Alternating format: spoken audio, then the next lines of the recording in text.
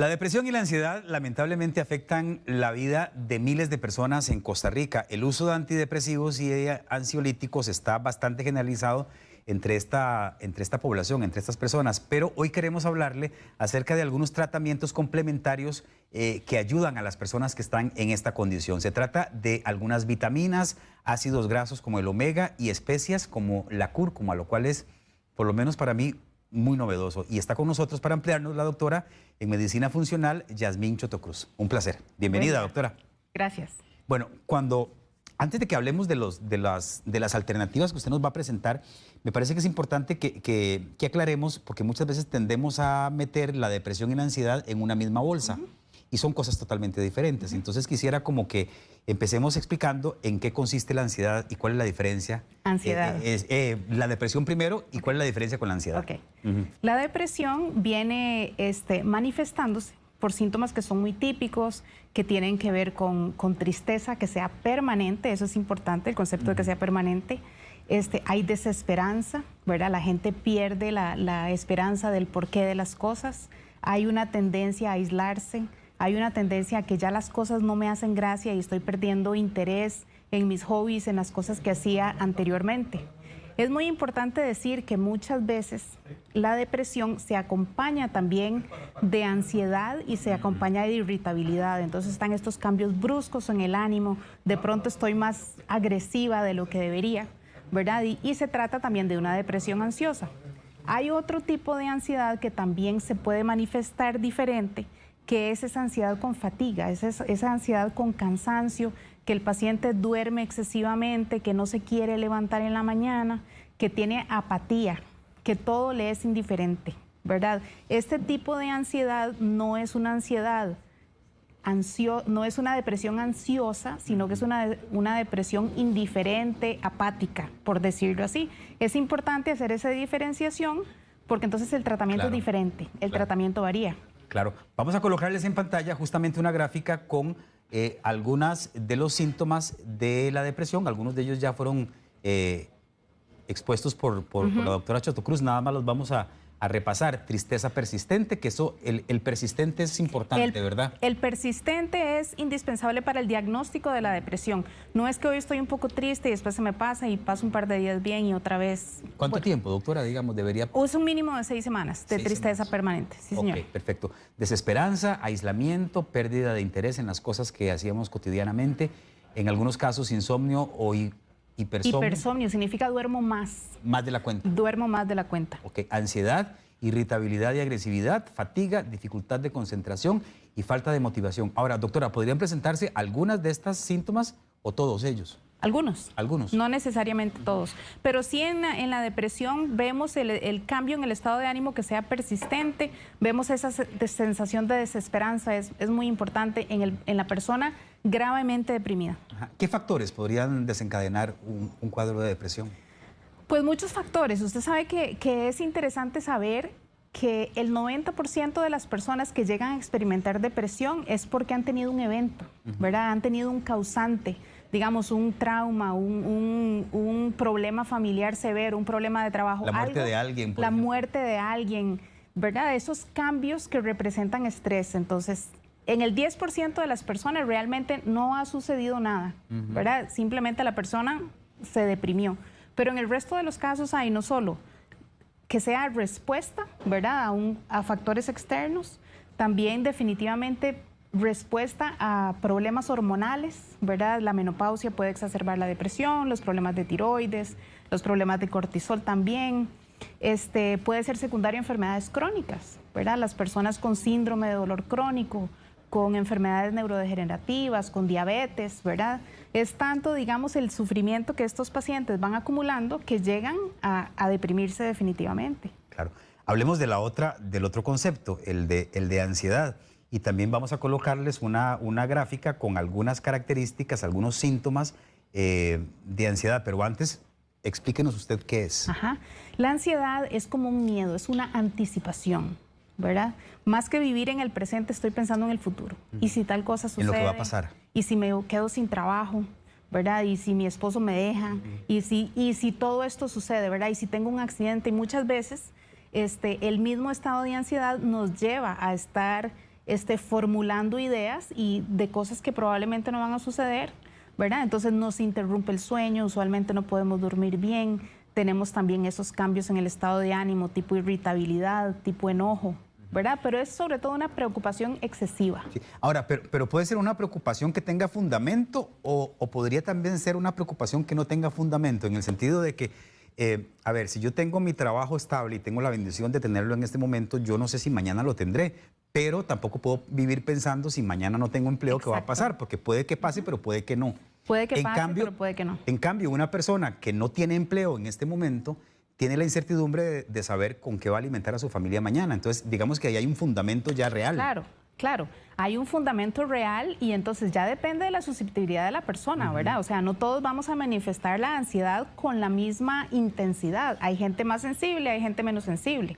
Y si a esto le sumamos, digamos, los desbalances de hormonas del estrés, ¿verdad? Que vamos a ver, o sea, hay conexión definitivamente entre el cortisol y el cerebro, y entonces estos mismos desbalances nos pueden llevar a manifestar ansiedad.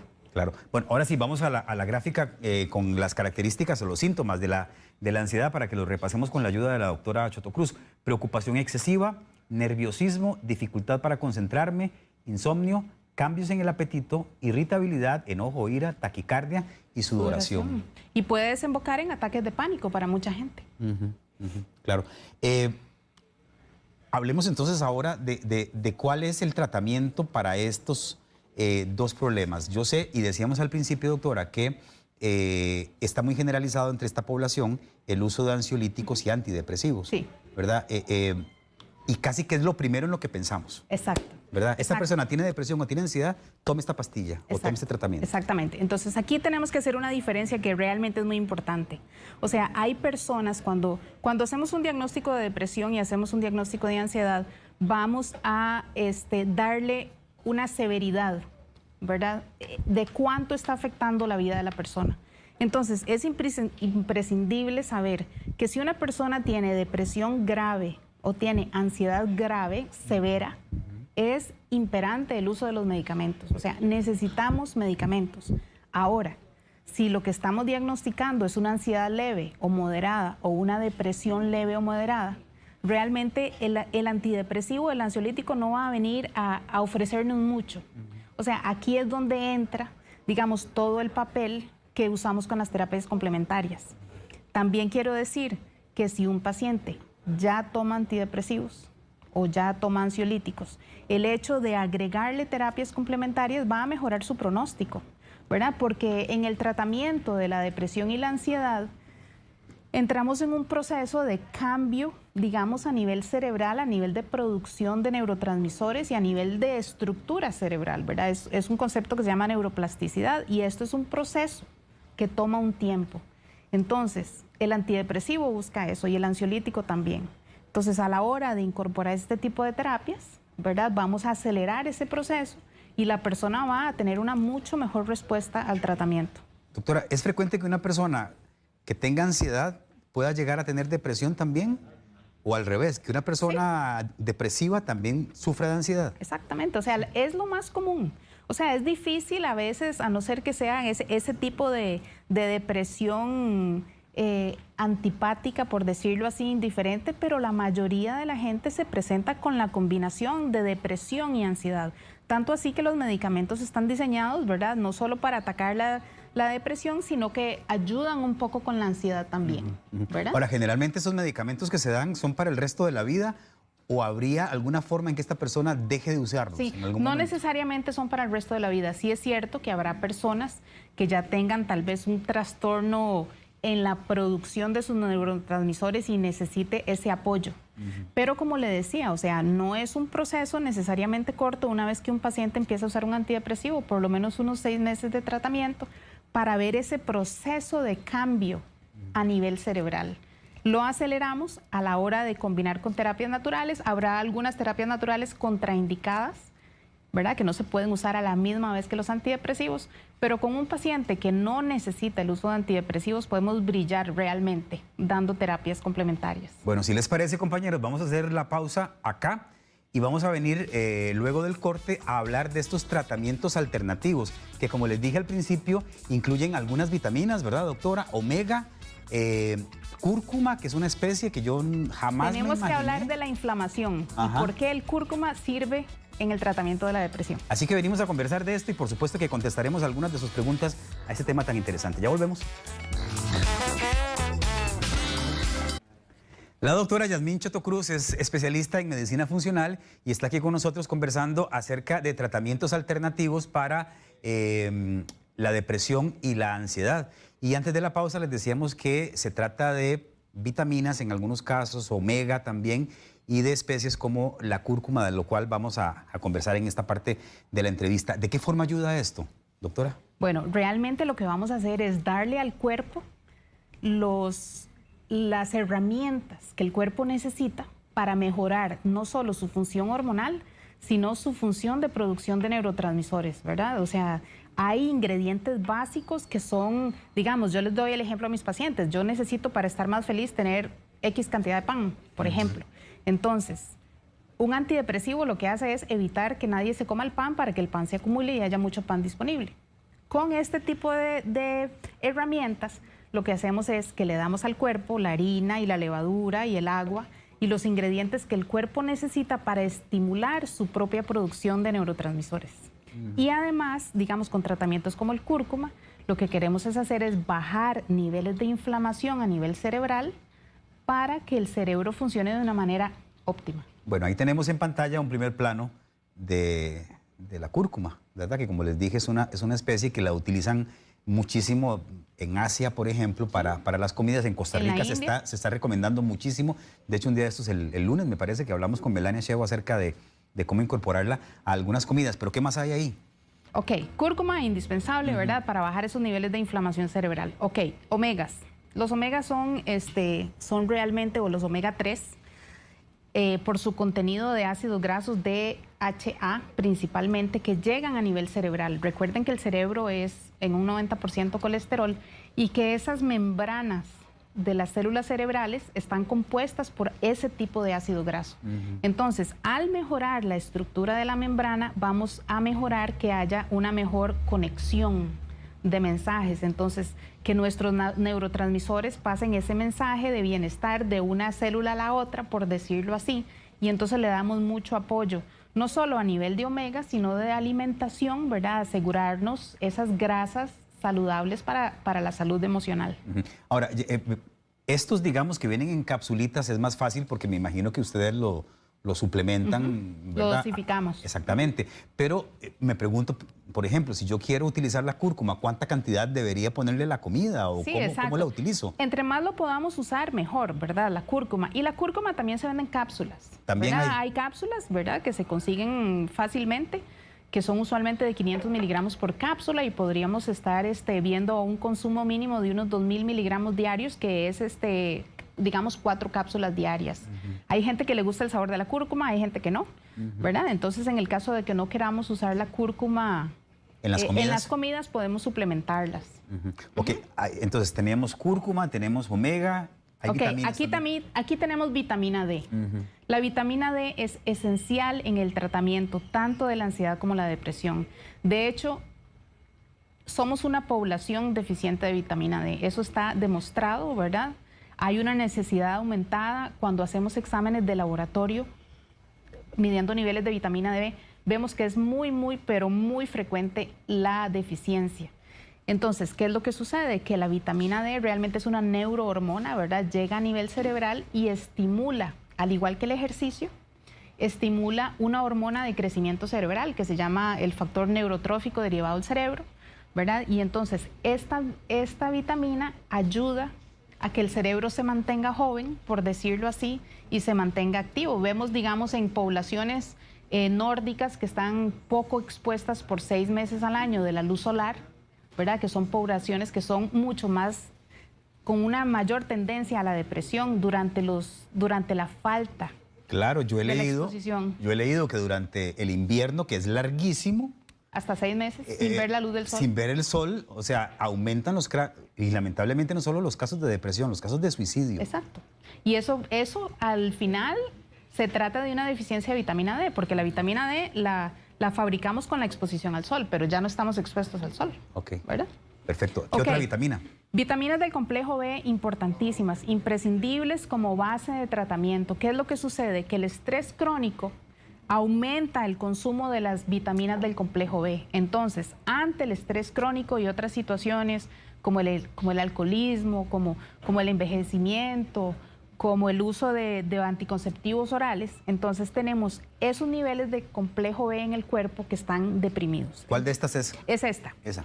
Principalmente, dentro del complejo B hay una, que es el B6, que es la piridoxina, que es la hormona que es más sensible al estrés crónico.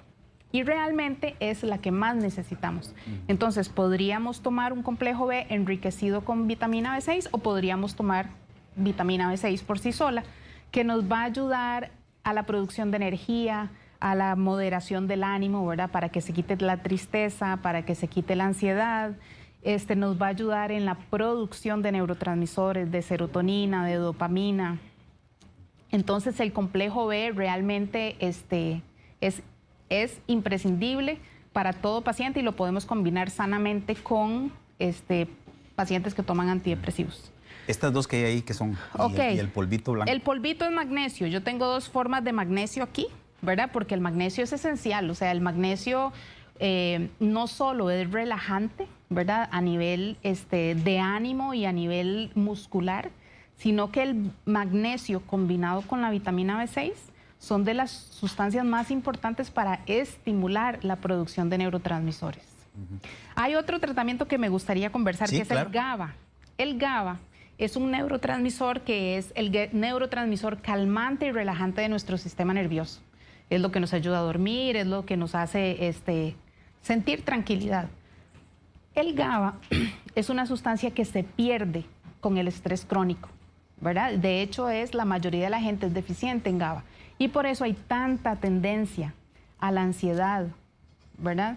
Entonces, a la hora de suplementar GABA, ¿verdad? Porque podemos usar GABA como tratamiento para la depresión, para la ansiedad, eso sí, no combinado con benzodiazepinas, cuando ya toman ribotril o diazepam, o ya no lo podríamos usar, pero es una muy buena alternativa, porque no solo nos relaja y nos tranquiliza, sino que nos estimula el sueño. Y vienen cápsulas también. Vienen cápsulas y algunas presentaciones también vienen en tabletas masticables, entonces funciona muy bien. El hecho de estimular el sueño es sumamente importante, porque durante el sueño vamos a liberar sustancias antiinflamatorias, un tipo de citoquinas antiinflamatorias que nos va a ayudar con la regeneración cerebral. Recuerdan, hablamos de la inflamación crónica y del papel del cúrcuma. Entonces, sustancias como el GABA nos ayudan también. Okay. Doctora, ¿estos tratamientos alternativos pueden utilizarse paralelamente al uso de tratamientos convencionales? Sí. Con algunas excepciones, digamos el 5-HTP, que es otra de las sustancias que usamos, no debe combinarse con antidepresivos. El GABA no debe combinarse con ansiolíticos. ¿Los pueden sustituir? Bueno, eso ya es un poco más delicado, ¿verdad? O sea, idealmente, si un paciente ya consulta usando medicamentos, lo ideal es iniciar este tratamiento, planes de ejercicio, planes de alimentación, para mejorar la respuesta y después valorar en ayuda. Yo trabajo en ayuda con psiquiatras para ver si es posible hacer ese cambio. ¿Hay gente que por alguna condición no deba utilizar tratamientos alternativos? Es difícil encontrar una contraindicación, ¿verdad? Es difícil, o sea, digamos, el magnesio no lo usamos en casos de insuficiencia renal, pero realmente, o sea, todas estas son sustancias que son las vitaminas y los minerales que son parte del ser humano, ¿verdad? Y las sustancias antiinflamatorias, pues, solo nos dan beneficios. ¿En cuánto tiempo después de comenzar a utilizarlos, ya la persona puede comenzar a ver algún cambio? ¿Algún cambio? Bueno, eso depende. Eso depende de qué estemos usando, digamos, de qué tan integral sea nuestro tratamiento, ¿verdad? Si el paciente además está haciendo ejercicio, si el paciente quitó la cafeína de su dieta y quitó el azúcar y está comiendo más fibra, más antioxidantes, si a la misma vez estamos tratando, por ejemplo, el desbalance hormonal de la menopausia, ¿verdad? Porque por sí mismo los estrógenos y las y la progesterona tienen efectos antidepresivos. Entonces realmente los resultados son bastante satisfactorios, ¿verdad? Hay que ser bien cumplido con el tratamiento. Claro. Ahora, otra cosa importante antes de que terminemos, porque hay mucha gente que está preguntando en redes sociales cómo hace para pasarse del tratamiento convencional a esto. Y me parece que tiene que ser de la mano de un profesional, claro, o de varios, ¿verdad? Sí, no solamente correcto. Un especialista como usted, sí, sino también de un psiquiatra, Yo por ejemplo. trabajo de la mano con psiquiatras, ¿verdad? O sea, no puede ser como que yo hoy diga, no, sí, ya no voy a ya tomar no me lo más. voy a tomar y voy a empezar esto. No, eso no es así. O sea, esto es todo un proceso, ¿verdad? Lo ideal sería, ¿verdad?, que un paciente consulte antes del uso de los antidepresivos. Por supuesto. Y ahí determinaremos si es necesario o no es necesario, ¿verdad? Pero no, es un proceso de la mano con el psiquiatra.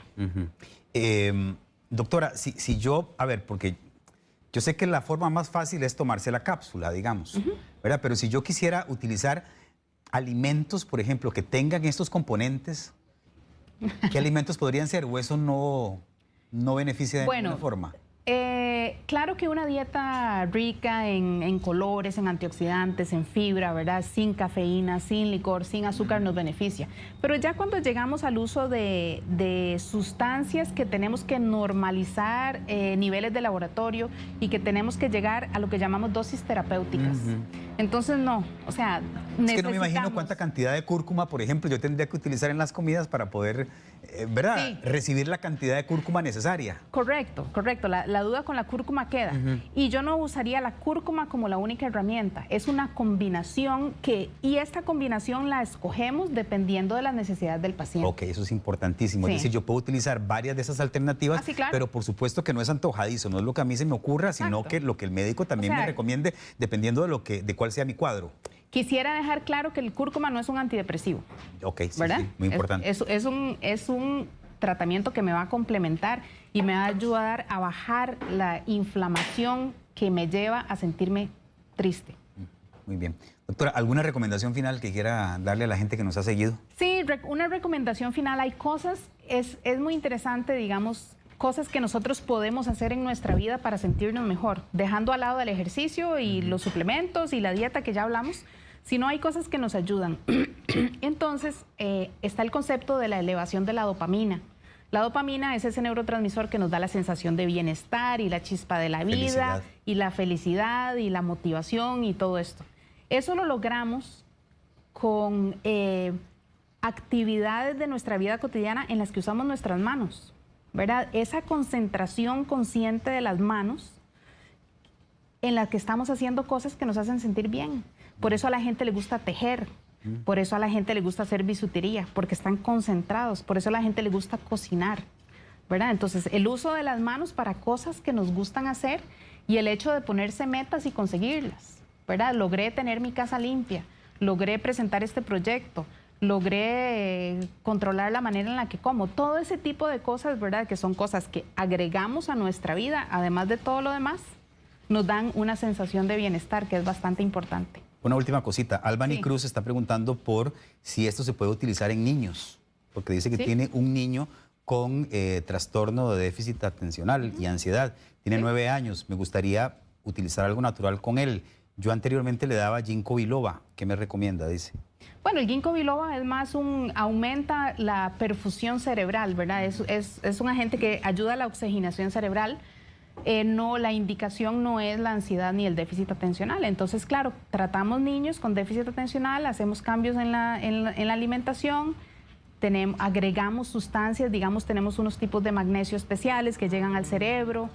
Podemos usar la cúrcuma, podemos usar el GABA, podemos usar diferentes sustancias para estos niños hiperactivos y poco concentrados. Perfecto, pero recuerden, sí, insistimos en eso, todo de la mano de profesionales.